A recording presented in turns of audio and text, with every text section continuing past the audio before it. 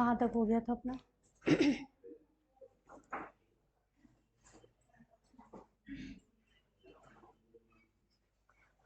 दोनों शीट पे admission plus दोनों पे फीस लाना, यहाँ तक हो गया है सभी का?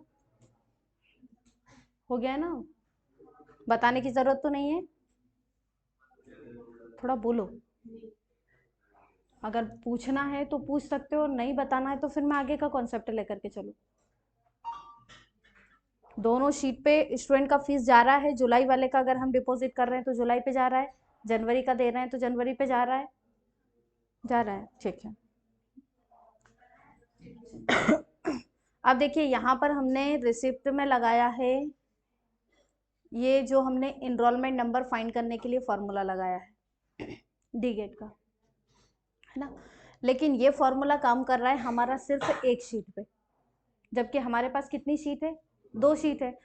ये चाहते हैं कि दोनों शीट पे किसी भी स्टूडेंट का अगर हमें इनरोलमेंट फाइंड करना है तो वो दोनों पे काम करना चाहिए, है ना। अभी सिर्फ ये किस पे काम करेगा? जनवरी वाली पे। अगर हम चाहे तो जुलाई वाले स्टूडेंट का, मान लो हमें फर्स्ट वाले का इनरोलमेंट नंबर सर्च करना है, अब इसका कॉन्टेक्ट नंबर देखते हैं कि क्या है। तो जैसे इनका कॉन्टेक्ट नंबर है 6253। अब हम रिसिप्ट में आए, यहाँ पे हमने टाइप किया 6253, एंटर करेंगे, क्या दे रहा है? हैज़ वैल्यू मैसेज जनरेट कर रहा है। क्यों कर रहा है? क्योंकि उसे हमने रेफरेंस दिया ही नहीं है, तो पहले उसे रेफरेंस देना पड़ेगा, है ना। तो क्या कंडीशन लगा सकते हैं हम यहाँ पर? तो यहाँ भी देखो जो प्रायोरिटी मिल रही है वो सेशन वाइज ही मिल रही है, जनवरी और जुलाई वाइज। तो क्या हम जनवरी और जुलाई की कंडीशन के आधार पे इसको बता सकते हैं, जैसा हमने यहाँ पर नाम में किया था।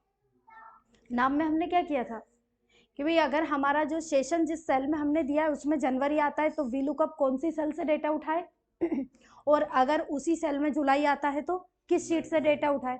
तो हमने अलग अलग शीट का रेफरेंस दे दिया था, किसको प्रायोरिटी देते हुए? सेशन को प्रायोरिटी देते हुए। तो यहाँ पर भी हम इस फॉर्मूले में सेशन को प्रायोरिटी दे दें, यानी क्या लगा सकते हैं इसके लिए हम?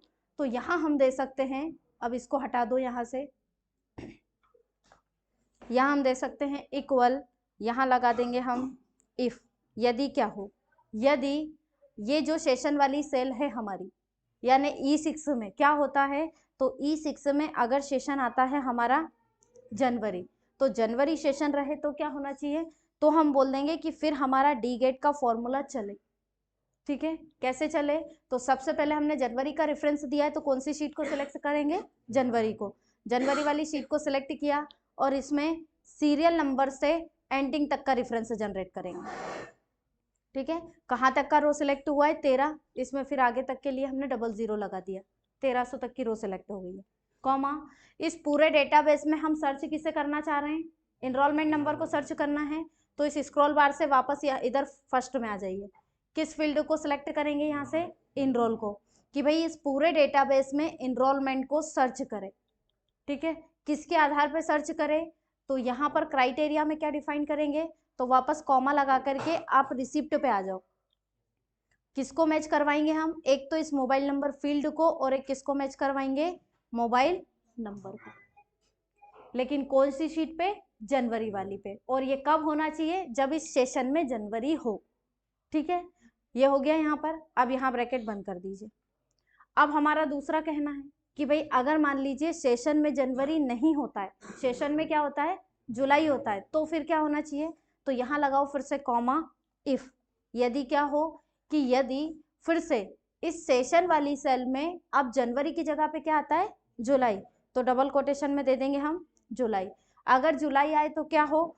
तो फिर से डी गेट का फॉर्मूला चले, लेकिन अब उस शीट पे नहीं चले, अब दूसरी शीट पे चले। तो दूसरी शीट का रेफरेंस दे दें, तो क्या बोलेंगे कि डी गेट का फॉर्मूला चले, अब चले जुलाई वाली शीट पे।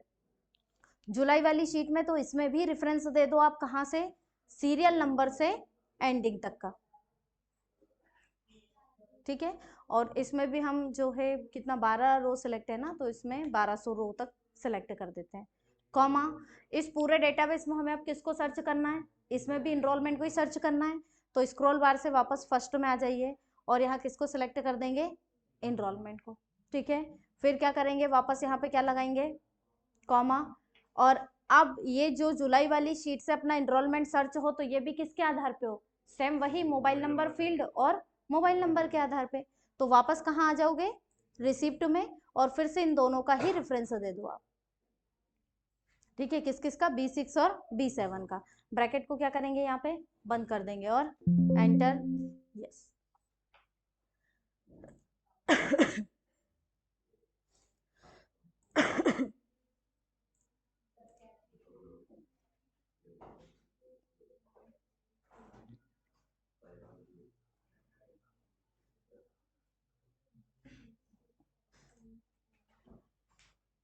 यहाँ पे अगर हम दे दें 9770427688।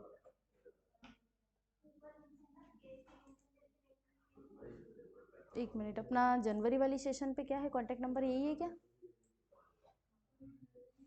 फर्स्ट वाले का तो कांटेक्ट नंबर अपना यही है, तो अपना इनरोल क्यों नहीं आ रहा है यहाँ पे? कॉपी करके लिया था ना अपने दूसरी शीट का कंटेंट, तो हाँ, फील्ड तो अपनी वही है, मोबाइल नंबर ना। देखते हैं क्या गड़बड़ हुआ है।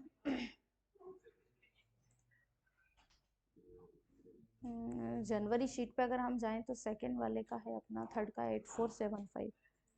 यहाँ अगर आए तो हम देते हैं 8475, इस पे भी नहीं चल रहा है। इवन 62 क्या था जुलाई वाले का कांटेक्ट नंबर अपना, 6253 ना। हाँ, तो यहाँ पे दे दिया अपन ने 6253, नहीं चल रहा है। सेशन पर जनवरी पे भी तो नहीं कर रहा। हाँ, जो ये तो जुलाई का है तो सेशन चेंज कर लेते हैं, जुलाई का चल रहा है लेकिन जनवरी का नहीं चल रहा है अपना। हालांकि जनवरी में अब कांटेक्ट नंबर चेंज कर रहे हैं। अच्छा, एक बात और इसमें ध्यान रखनी पड़ेगी कि ये नंबर किसी और का तो नहीं है, एक और का। अगर ये नंबर डबल रिपीट हुआ है तो भी नहीं देगा। हाँ, यहाँ तो सिंगल है, PGDCA में चल के देखते हैं। एक है, हाफ डिजिट है, लेकिन इसमें तो फुल है ना अपना। पर 8475 किसी और का तो नहीं है यहाँ पे। हाँ, नहीं, जुलाई वाली शीट पे नहीं है ना। जुलाई वाली शीट पे तो मुझे लग रहा है अपना शायद एक ही रिकॉर्ड है, ये है। और PGDCA में देखते हैं, एक मिनट, PG में भी आ रहा है।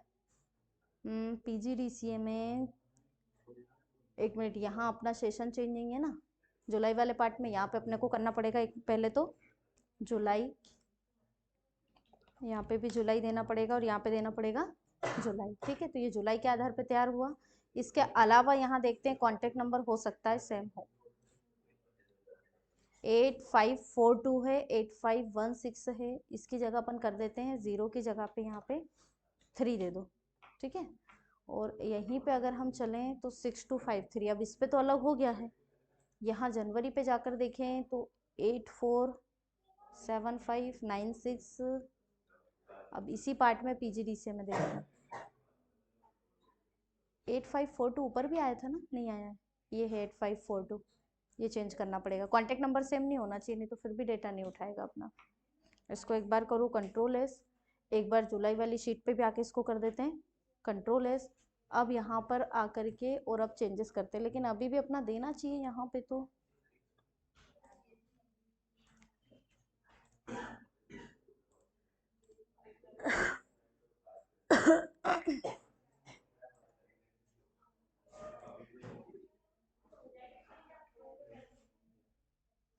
एक मिनट, इसमें अपना रेफरेंस गलत हो गया है थोड़ा सा। रेफरेंस क्या गलत हुआ है, हमने जो सिलेक्शन कर दिया है शायद जनवरी वाली शीट पे गलती से अपना सिलेक्शन हो गया है फिक्स इनरोलमेंट नंबर 1 का, अपने फील्ड का नहीं हुआ है। कैसे पता चला, तो ये अपना अगर हम फॉर्मूले में जाएं तो यहाँ पे जो जुलाई वाले में है, तो देखो जब अपन ने पूरा डेटाबेस सेलेक्ट किया है तो इनरोलमेंट फील्ड को लिया है तो B3 रेफरेंस आ रहा है। ठीक है, और यहाँ किसका रेफरेंस आ रहा है, B5 का आ रहा है। ठीक है, तो ये B5 रेफरेंस गलत हो गया है इसमें। फिलहाल यहाँ से अपने को देना पड़ेगा इसको B3, अब आ गया, एक रेफरेंस गलत था उसकी वजह से। प्लस एक चीज और इसमें ध्यान रखनी पड़ेगी, कॉन्टेक्ट नंबर ना तो DCA ना PGDCA इसमें सेम नहीं होना चाहिए, क्योंकि अगर सेम हुए तो वो कंफ्यूज हो जाएगा, क्योंकि इनरोलमेंट नंबर तो डिफरेंट जनरेट हो जाएंगे लेकिन कॉन्टेक्ट नंबर क्या है, वो तो सेम है। तो अगर एक ही कॉन्टेक्ट नंबर 2 स्टूडेंट के रिकॉर्ड में चढ़े हुए हैं तो डेटा किसका उठा के देगा आपको? ठीक है ना। तो ये कंफ्यूजन रहेगा, इसलिए कोई भी एक डिजिट अपने को चेंज करनी है, सभी का अलग अलग होना चाहिए। अभी देखो यहाँ पे एक तो सेम भी था और प्लस अपना रेफरेंस थोड़ा सा गलत हो गया था, तो उसने क्या दे दिया वहाँ पे, हैज वैल्यू का मैसेज दे दिया।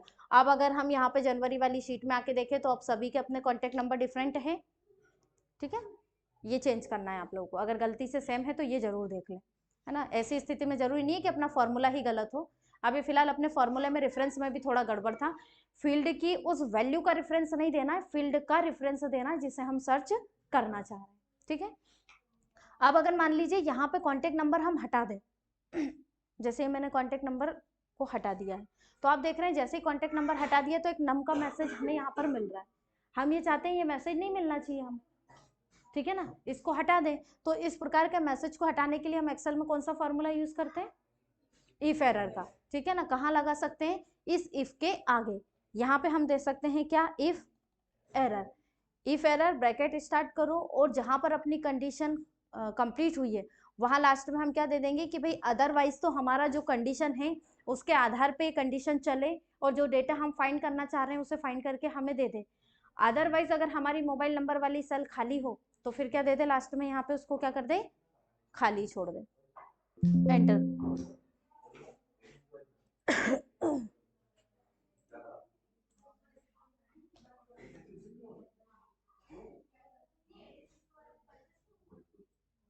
अब ये एक ब्रैकेट तो हमारा इसका बंद होगा, किसका, ये डी गेट का, और एक ब्रैकेट और हमें यहाँ पे बंद करना पड़ेगा,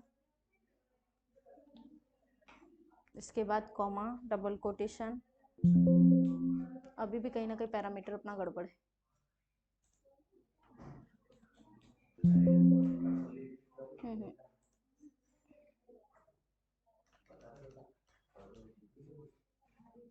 ये डी गेट का ब्रैकेट है, ये अपना फर्स्ट वाला जो कंडीशन का ब्रैकेट है वो क्लोज होगा।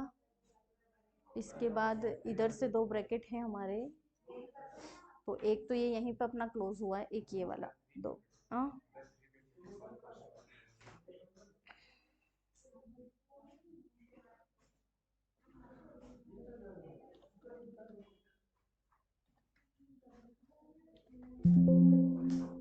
ये आ गया।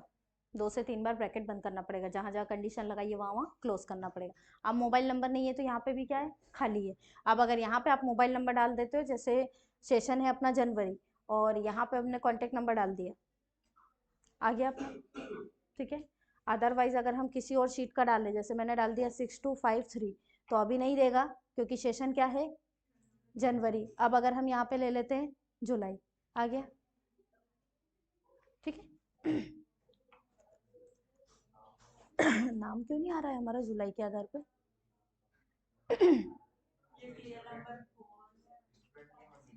फोन नंबर पे शायद स्टूडेंट नहीं है अपने, कम स्टूडेंट है ना जुलाई में, एक ही है, इकलौता बंदा बैठा है ना बस। ठीक है, ये तो शायद अपडेट कर दिया, मुझे लगा शायद सेव नहीं हुआ था अपना।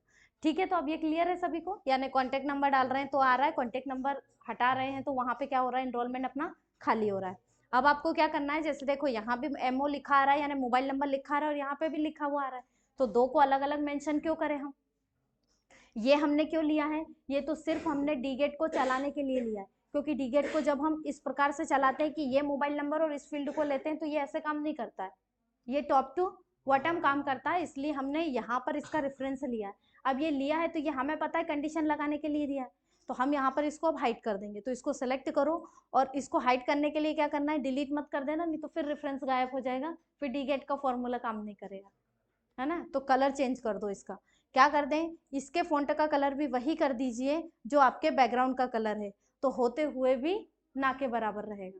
दिखाई दे रहा है क्या, लेकिन है, भगवान है। लेकिन ऐसे दिखाई नहीं देंगे, ठीक है ना। तो यहाँ पर भी इसको भी सिलेक्ट करें अब हम, और इसका अलाइनमेंट भी दे देते हैं यहाँ से सेंटर। क्या इतनी बात सभी को क्लियर है? इसके बाद मैंने आप लोगों को दूसरी कंडीशन बोली थी कि भाई यहाँ पर जब हम मोबाइल नंबर के थ्रू कोई इनरोलमेंट नंबर सर्च कर रहे हैं तो वो उठ करके यहाँ आ रहा है, ठीक है।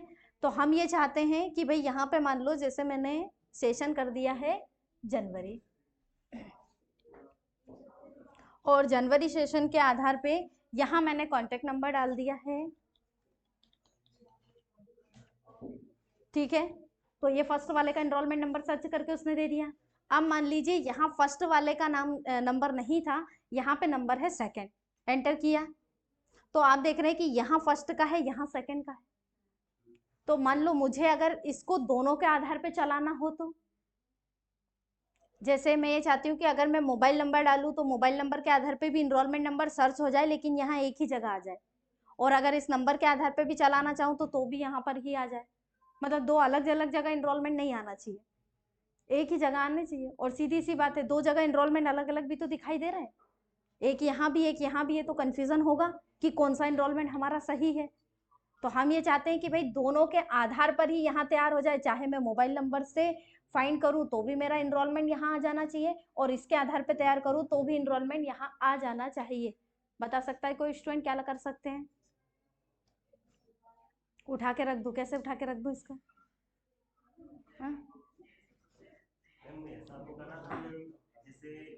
मोबाइल नंबर सर्च करेंगे ना, सीरियल नंबर चेंज होगा, उसका डिफरेंस लगाएंगे, वो इससे ये वाला एनरोलमेंट नंबर भी चेंज हो जाएगा। तो कर लिया, लेकिन अलग अलग का समझ में नहीं आया। नहीं, एक ही जगह जा रहे हैं यहीं पर। जैसे ये बना हुआ है तो ये अभी बन रहा है सिर्फ किसके आधार पे? तो जो हम कंडीशन चाह रहे हैं, यानी course, session, year plus serial number, चार के कॉम्बिनेशन से बन रहा है। तो यहाँ पर मेरा कहना है कि ये इसके आधार पे तो बने, लेकिन इसमें और इंक्लूड करना है कि ये इसके आधार पे भी चले। तो क्या बता सकते हैं इसको जिसके आधार पे वो इससे भी चल जाए?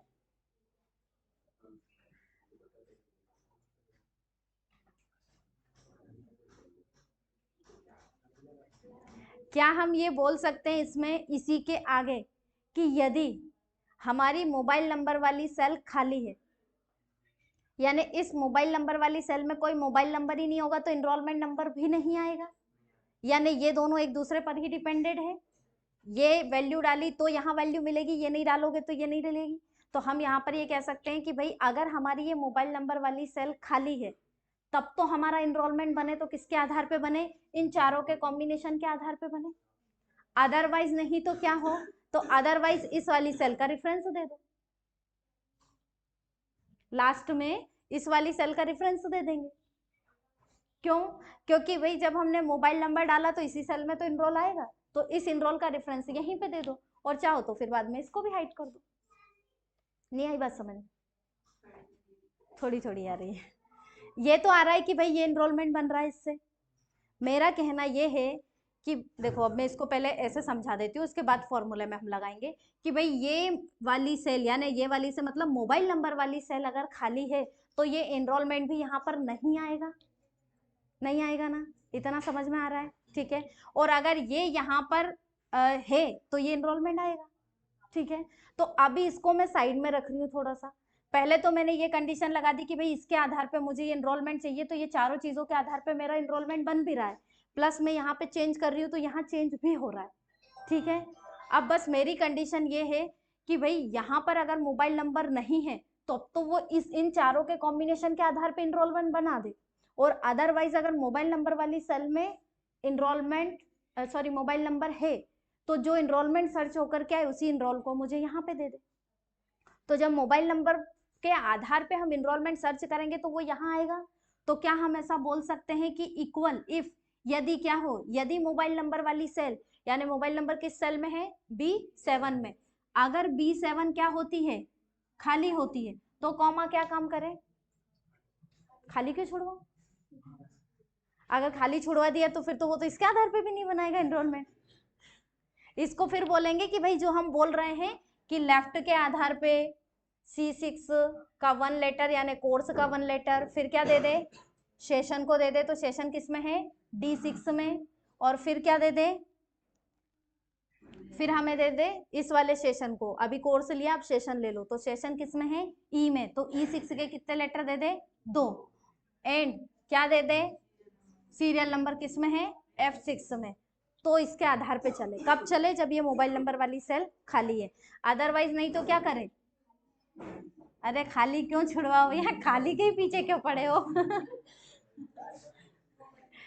अदरवाइज अगर आप इस पे मोबाइल नंबर डालोगे और फिर रिकॉर्ड सर्च करवाओगे तो इनरोलमेंट नंबर यहाँ आएगा, तो इस वाली सेल का रेफरेंस दे दो ना A6 का, कि अदरवाइज क्या करें?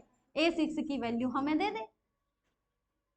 तो अगर आप ये मोबाइल नंबर डालते हो तो इनरोलमेंट यहाँ मिलेगा, तो भी उसके आधार पे इनरोलमेंट यहीं आ जाएगा, और अगर आप सीरियल नंबर से अपडेट करोगे तो भी इनरोलमेंट यहीं आ जाएगा। यानी दो जगह जो इनरोलमेंट का मामला आपका फंस रहा है वो यहाँ पर नहीं होगा। आ रही बात समझ में?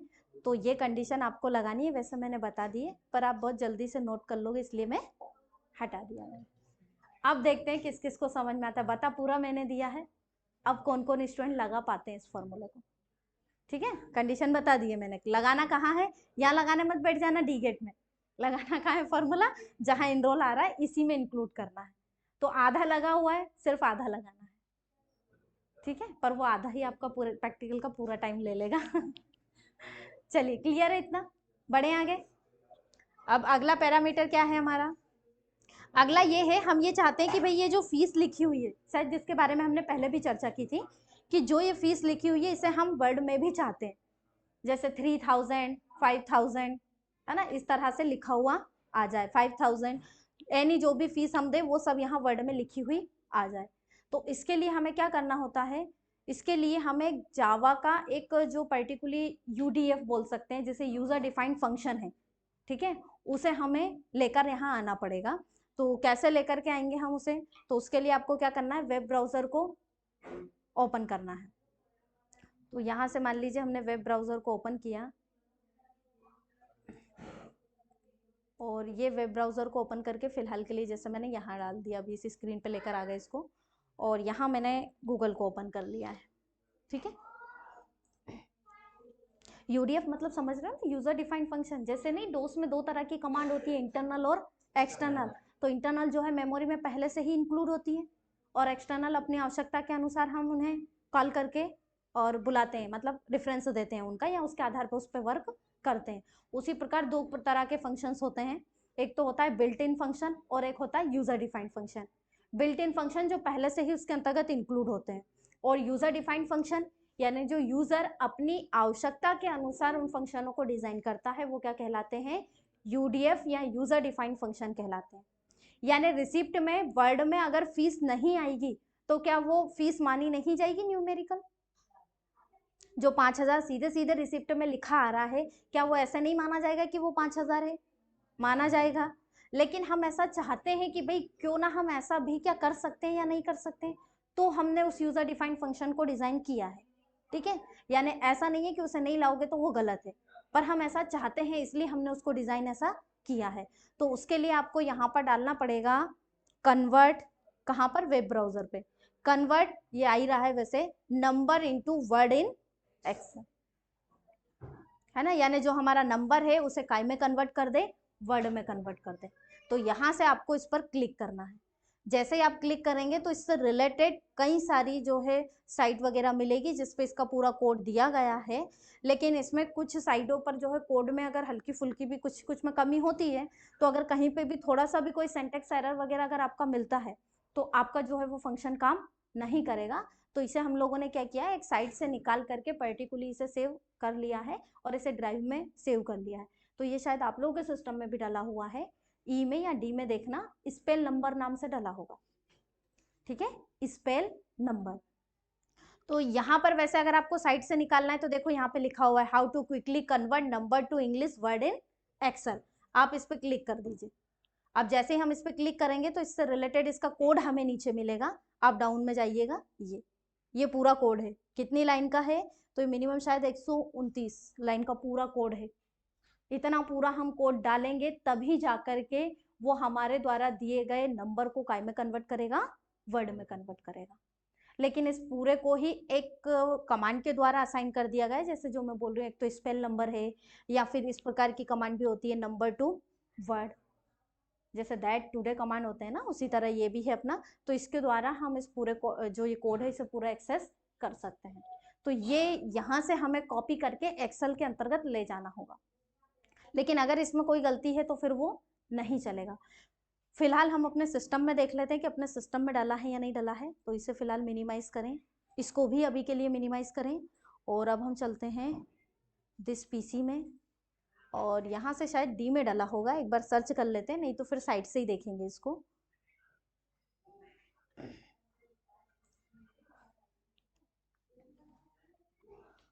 ये डला हुआ है, देखो डला है इसमें स्पेल नंबर नाम से, ठीक है। ऐसा ही आपके सिस्टम में मिलेगा, या तो डी में या ई में। अगर नहीं मिलता है तो फिर मुझे बता देना, तो हम जो मैं पेन ड्राइव से उसको डाल दूंगी, ठीक है। या फिर साइड से ले आना, पर साइड में हो सकता है एरर आ जाए, इसलिए इससे अच्छा है कि मैं पेन ड्राइव से आप लोगों के सिस्टम में डाल दूंगी, है ना। तो यहाँ पर आपको क्या करना है, ये स्पेल नंबर वाला जो प्रोग्राम है इसको फाइल को डबल क्लिक करके ओपन कर लेना।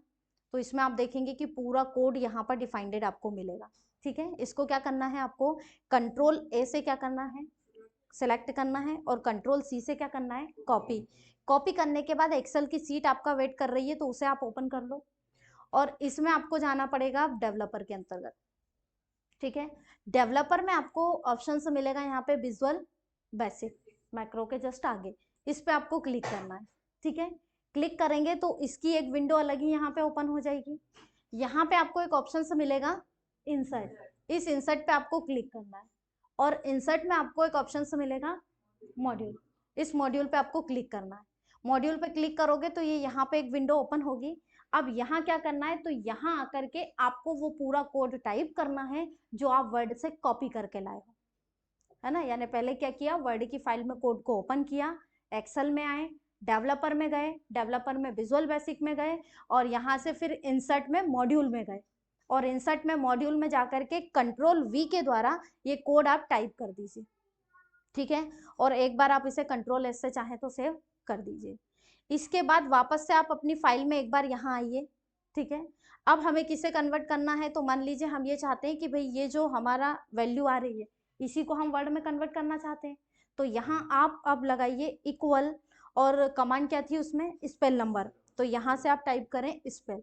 ध्यान रहे कोड सही है तो पर्टिकुलरली ये कमांड यहाँ पे एक्सेस हो जाएगी, और अगर ये कमांड एक्सेस नहीं होती है, पूरा आप टाइप करोगे तो फिर वो कन्वर्ट नहीं करेगा।